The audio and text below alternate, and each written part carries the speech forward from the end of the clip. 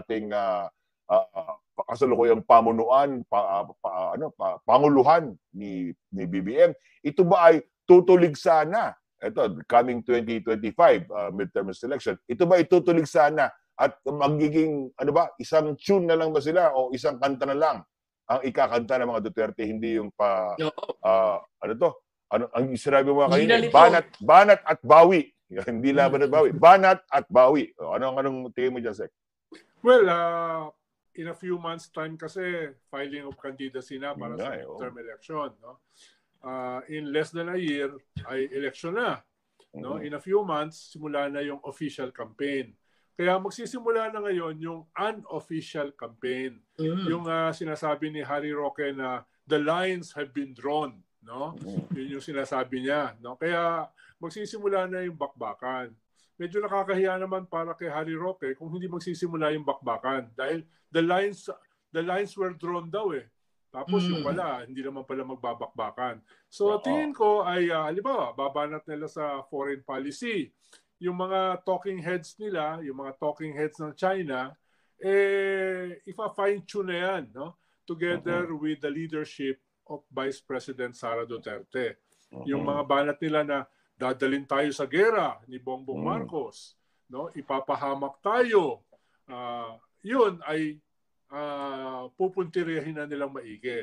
Ikalawa, yung ekonomiya na wala naman daw nangyayari sa mga promisan ng presidente sa pagpapaunlad ng ating ekonomiya. So pupuntirihin na nila yan. Tapos ikatlo, yung usapin ng corruption. No? Yung tambaluslos issue nila, bubuhay na naman nila yan. At ikaapat, yung pawala na daw ang demokrasya. Huwag niyong kalimutan. Yung mga Duterte ngayon, ang defender ng demokrasya. Defender ng freedom of speech, freedom of the press. Sila ngayon ang defender ng human rights. Sabi nga ni ex-human rights lawyer Harry Roque, ay papunta na tayo sa isang diktadura at kinakailangan na natin mag-people power. No? So ang champion ngayon ng people power, yung mga Duterte. No? Kaya yan na yung pupuntahin nila going into the midterms. No? Medyo hindi ko lang alam gaano magiging effective na champion ng democracy, freedom of the press, human rights, no, people power, ang mga Duterte. Hindi ko lang alam paano maging effective. Baka bigyan sila ng advice ni Ina at saka ni Michael, no, sa communication strategy para mas maging effective. Dahil yung mga ganyan kasing issue, may binabagayan yan eh. Rights, di ba? May binabagayan yan. Freedom of the press, sa SMNI, may binabagayan yan eh, no? Yung usapin ng democracy, people power, may binabagayan yan. Hindi ko lang sigurado, no? Kung yan ay babagay sa mga Duterte. No? Ang sigurado ko kung ano yung babagay kay Harry Roque. Yun, medyo sigurado ko. Pero wag nyo na itanong kung ano yun. Ayoko na nga. Okay. But eto naman, Sek, what kind of VP do you think will she be at this point? Kasi naalala natin, di ba, the previous administration, si VP Lenny was also very critical of ex-PRRD. Ganon na rin ba ang aasahan mo from VP ngayon? Yeah, well, yes, no, lalo na sa usapin ng foreign policy. Dahil hindi naman tinatago ni Vice President Sara yung kanyang pagsuporta sa China. No? Yun, napakagaling nga niya mag-Mandarin eh. Hindi ko lang ma-correct dahil hindi rin ako marunong mag-Mandarin. Hindi ka marunong, Pag siya madalas siya mag-Mandarin, di ba? Hindi ko sigurado kung tama yung kanyang Mandarin. No? Dahil hindi ko rin kabisado eh. No? Ikalawa, yung itutuloy na nila yung banat nila sa gobyerno sa corruption. Anong sabi ni Digong? The most corrupt institution. No? Yan, pupuntahin na nila.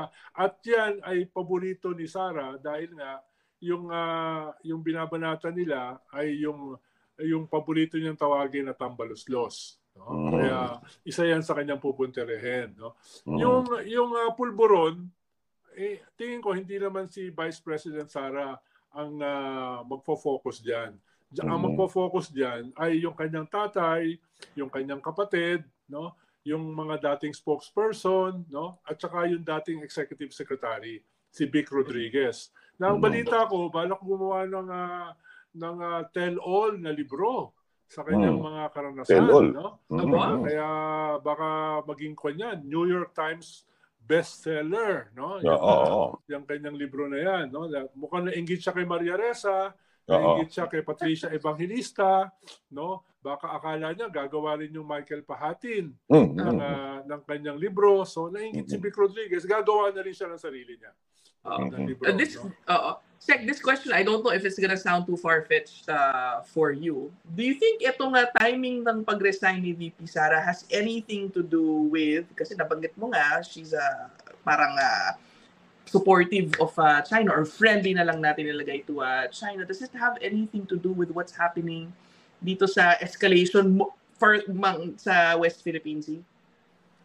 Definitely. Dahil yung mga kaalyado niya, yung mga talking heads ng China, at the same time ay supporter ng mga Duterte, ay tayo pa ang sinisisi ngayon. Yung ating mga sundalo pa na muntik mamatay, yung ating mga sundalo na nasaktan, sila pa yung sinisisi ngayon, no? Sa ginawa ng China na panghaharas, pambubugbog, at muntik ng pagpatay sa kanila.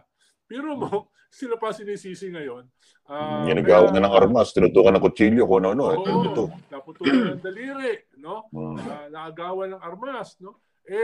Kanya nga naagawan dahil ayaw nila magpaputok. Nagtitilbi sila. Dahil ayaw nilang i-scale up yung confrontation. Kaya ayun, yun ang nangyari sa kanila. Nagulpe, nabugbog, binutas yung kanilang barko, tapos naagaw yung kanilang mga barel. No? In one sense, ay sinisisi sila. In another sense, nagtimpi nga eh. Nagtimpi talaga. Ang dali naman magpaputok ng baril eh. Oo naman, lalo na sa high seas. Escalate yung labanan. No? Kaya dapat purihin sila sa kanilang pagtitimpi. Diba? Sa kanilang... Halimbawa, kami ni Michael, kung kami pupulpihin, tatagain kami. No? Tapos may hawak kaming baril. Hindi kami magtimpi. Hindi kami magtimpi. Ako seryoso yan. Expecting VP Sara to be amongst these people defending na sinisisi pa yung mga Pilipino natin. You expect her to be among them? Well, tingin ko dahil isang dahilan kung bakit nag-resign na rin siya dahil hindi na sustainable yung kanyang no comment. Diba? Hindi na sustainable yung kanya. Kung siya ay bahagi pa rin ng official family, kahit paano dapat siya mag-pay ng lip service man lang defending our soldiers. Pero hindi niya kayang gawin yun eh. So the best way is mag-resign ka na. Kung hindi mo kayang depensahan yung ating mga sundalo, kung hindi mo kayang depensahan yung ating teritoryo, mag-resign ka na. Dahil ang pangit naman ang itsura mo. Diba? Ang pangit ng itsura mo. Kaya nga nagulpi siya doon sa kanyang no comment eh. Dahil ikaw ang Secretary ng DepEd, ikaw ang dapat nagtuturo sa ating kabataan ng nasyonalismo. Ikaw yung dapat nagtuturo ng patriotism. Ikaw dapat ang nagtuturo ng ibig sabihin ng panunumpa sa watawat. Diba? Kung hindi mo kayang gawin yon, mag-resign ka na. At least kung Vice President ka, wala kang obligasyon. No, wala kang obligasyon. At nangyari na nga yan. Ako ba advance? Sige, Sek, dahil bolang kristal at advance din ang tanong ko sa iyo para sa mga kababayan natin. Di ba, sinasabi nga, pag si PBBM ang tinatanong tungkol sa mga issue laban kay VP Sara, sabi niya talaga, I have trust and confidence. I know she'll do well. Mga ganun, puro papuri lamang siya. No? So, ang sinasabi kasi, habang siya ay nasa gabinete ni Pangulong Bongbong, no, meron siyang ini-enjoy na immunity. Yan, syempre dahil siya ay ka-unity at siya ay vice presidente at member ng gabinete. Sa tingin mo ba, yan, sa kanyang pagbibitiw, the lines are drawn, sabi ni Ginoong Harry Roque, patuloy ba ang kanyang immunity o maari nang buksan ito? Kasi what are we in power for? Ika nga sinasabi lagi ng mga makapangyarihan. Ito ba ay magbubukas na sa pwedeng mga isang pangkaso, di ba? Yung mga ganun. Kasi pag sa kanya, siyempre napipigilan yung mga bataan ng administrasyon, bataan, ahensya ng mga hustisya, parang ganyan. So, pwede bang magbukas na yan sa mga pwedeng isampa sa kanyang mga umano'y katiwalian, kaso, laban sa kung ano man. At ibig sabihin ba nito, maluwag na rin ang magiging boses ng administrasyon, lalo na yung mga kaalyado, sa pagbabatikos sa kanya. Kasi dati medyo disimulado pa. Di ba? Dahil syempre, kaibigan ka ng Pangulo, partner ka ng Pangulo. Anong tingin mo naman dyan, Sex? Sa larangan naman ng politics dyan? Parang she's putting herself in the line of fire. Yan. Gano'n. Well, definitely. Mismo nga yung head ng Partido Federal, no? Yung governor sa Southern Mindanao. Ang sabi niya ay meron pang unit team. Diba? Last month, sabi niya, meron pang unit team. Ang nawala lang ay yung kasunduan. Hanggang ngayon, hindi ko nauunawa kung ano ibig sabihin nun. No? Pero at least ngayon ay malinaw na wala naman talagang unit team. Sabi nga ni Vice President Sara Duterte, again, nawala na yung unit team immediately after the election. Diba? So matagal na talagang wala. Pero tungkol dun sa tanong ni Michael ay halimbawa, napag-usapan natin yan sa mga previous episodes. Yun nga, oo. Paano kaya ang pakiramdam ni Vice President Sara pag siya ay dumadalo sa cabinet meeting? Tapos yung mga kasama niya sa cabinet meeting nagbubulungan, di ba? Nagbubulungan sila, no? Tungkol dun sa cabinet secretary na pinakamalaki ang departamento sa gobyerno, yung DepEd. At least ngayon, hindi na siya magiging uncomfortable na pinagbubulungan siya ng mga kasama niya sa kabinete. At hindi na siya kasama doon sa airport ng mga bati-batian, mga ganyan. Kasi yun yung pinaka-awkward na mga video eh. Wala ng plastikan, di ba? Wala ng mga ganyan. At least sa ngayon, si First Lady, pwede na uling uminom ng champagne para magdiwang, no? Dahil yung kanyang mga banat, yung na-bad shot sa kanya, at sinubukang imasahe ng kanyang asawa, ay hindi na kinakailangang masahiin. Diba? Dahil malinaw na kung ano yung, sabi nga ni Rocky, again, the lines have been drawn. The lines have been drawn. No? Kaya, pwede na sila talaga mag-focus ngayon. Paano, huwag natin kalimutan, naubos yung kanilang base. Diba?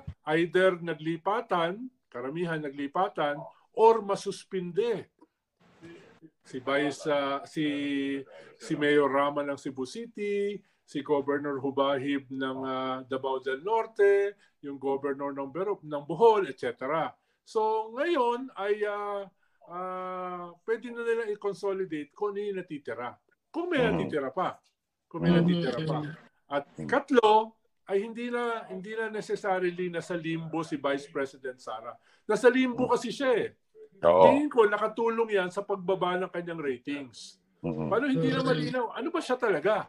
Siya ba ay kakampi ng gobyerno o kalaban? No? Siya ba ay Secretary of Education o siya ay presidente ng hugpong ng pagbabago na malinaw na lahat ng miyembro ay kalaban ng gobyerno? So, medyo nakakalito, medyo confusing yung kanyang narrative.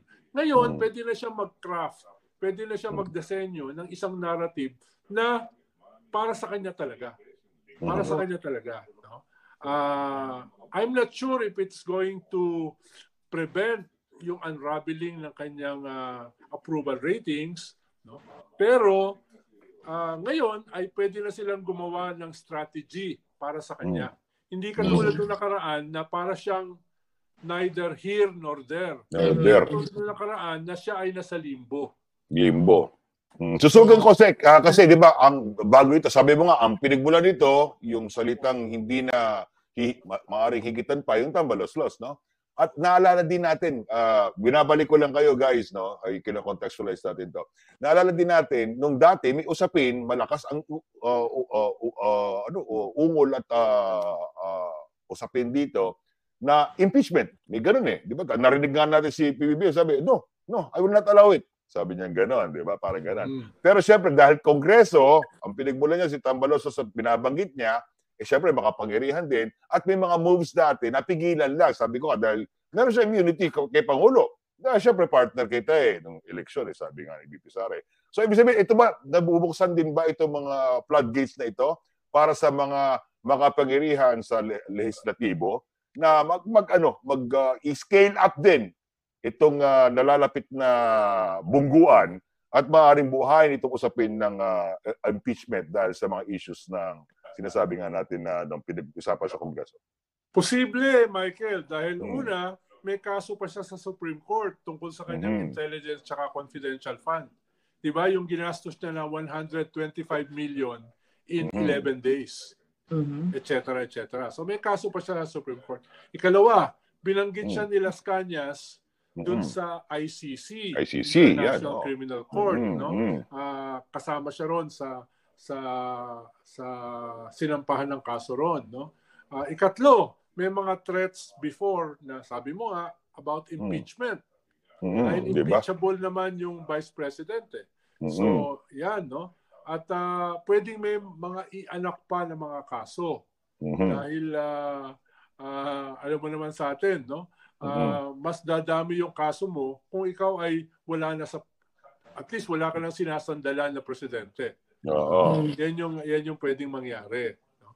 Pero, ang mahalaga dito ay ayusin muna nila yung kanilang kampo na medyo magulo, medyo nalilito yung base at medyo nauubos yung mga political allies nila. Yun muna kanilang gagawin. Siyempre, mag-iingat din yung gobyerno. Baka kasi magmukha naman siya masyadong martir. Na parang pinagtutulong-tulungan na. Underdog, gano'n. Nag-resign lang tapos ang dami pang kaso na ibabato. So mismo yung mga tira sa kanya, ikakalibrate din ng gobyerno. No, hindi yan, kaya nakikita mo medyo tahimik pa si Presidente, medyo tahimik si First Lady, tahimik si Speaker. Tingin ko, kinakalculate din nila no, paano i-engage yung isang Vice President na wala na sa official family. No, yun yung halimbawa, nung nagsalita yung resignation letter ni Vice President Sara, parang ang dami niyang magandang nagawa sa DepEd, di ba? Parang ang dami niyang nagawa. Kung gano'n kaganda ang kanyang ginawa, bakit ka mag-resign? Bakit ka mag-resign? Pero nakikita naman natin itong pinakahuling report sa PISA, medyo nagde-deteriorate yung ating educational system. No? Yung report ng World Bank last year, yung ating learning poverty ay isa sa pinakamataas sa buong mundo. No? If not, yung pinaka-worst na learning poverty. Kaya, eventually, masisisi siya dyan. Diba? Masisisi siya. Ano na nangyayari sa ating educational system? Bakit ganyan? Ngayon, dahil hindi na siya DepEd, baka hindi na siya masisi. No? Baka hindi na siya masisi.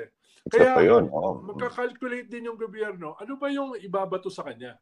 Ano ba yung ibabato sa kanya? Hindi naman pwedeng ibato lahat dahil baka naman may maawa. Baka naman maging martir siya. So you think kaya lahat ngayon nagtatansyahan Lahat ngayon nagtatansyahan. Sila nagtatansya kung paano na yung narrative ni Vice President. No? Hindi naman pwede na kakaresign mo lang biglang todo na kaagad yung mga banat mo. Katulad ng iyong tatay at ng iyong kapatid.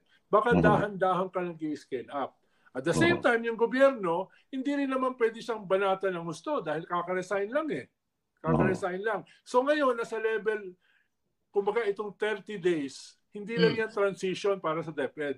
Transition din yan sa dalawang kampo. The Marcos camp and the Duterte camp para i-desenyo nila i-align, magbabanatan sa isa't isa, paano sila mag-engage sa isa't isa, lalo na palapit na yung eleksyon. Yun. Nabanggit mo kanina ang medyo dito, interesting na makita yung first sister. Yan. Dahil in one sense, yung partido ng first sister, yung nationalista, nagne-negotiate sa gobyerno para makasama sa slate yung first sister na banat ang banat sa kanyang kapatid.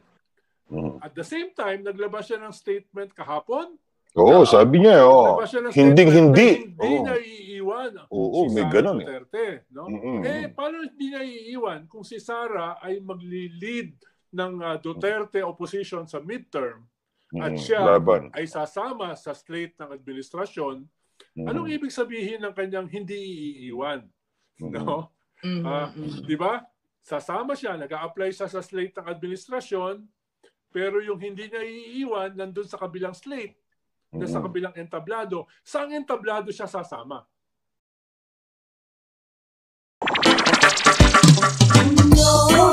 May kulanong salita na ang ibig sabihin dito ay ang pagkakaisa. Bunyog Party List. Halika na, Bunyog Party List ka na. Halika na, Bunyog Party List ka na. Sa susunod, ang atinang suportahan, Bunyog Party List, nagtataguyod ng katotohanan, lumalaban para sa bayan.